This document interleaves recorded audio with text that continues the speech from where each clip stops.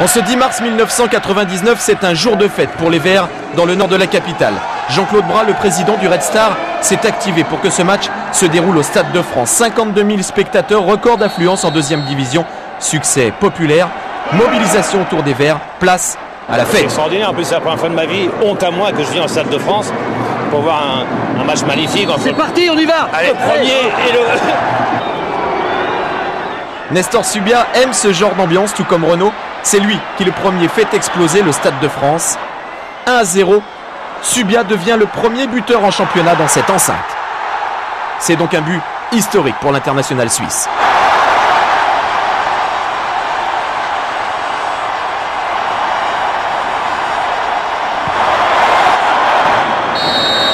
La réponse des joueurs du Red Star est immédiate, quasiment avec cette tête de Darras sur ce corner.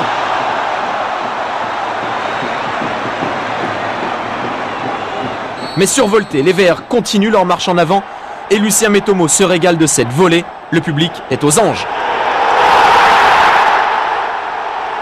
Mettomo, lui, savoure.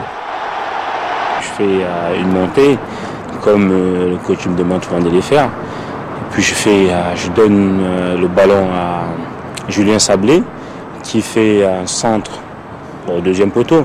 Et là, je vois Papé qui la remet. Et bon, elle va haute. Et quand j'ai vu le ballon arriver, j'ai dit, je la prends de volée.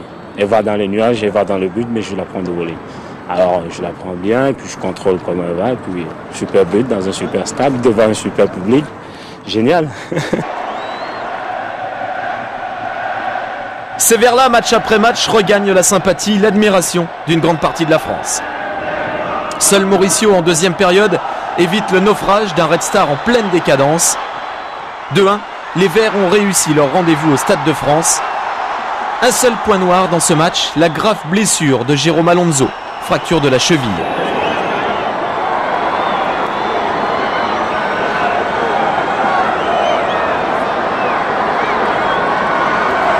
Saison terminée pour Jérôme Alonso. Et Patrick Revel, d'habitude buteur, se transforme en dernier rempart défensif. C'est vrai que j'ai déjà joué dans les buts l'année dernière avec Toulon, à Laval. Je m'entraîne souvent avec Adrien, on se fait des tirs, des pénaltys. Et souvent, ça me plaît de rester dans les buts.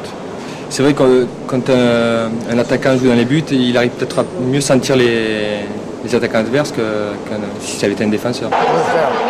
Solide leader, Saint-Etienne approche la perfection et devance 3 de 8 points.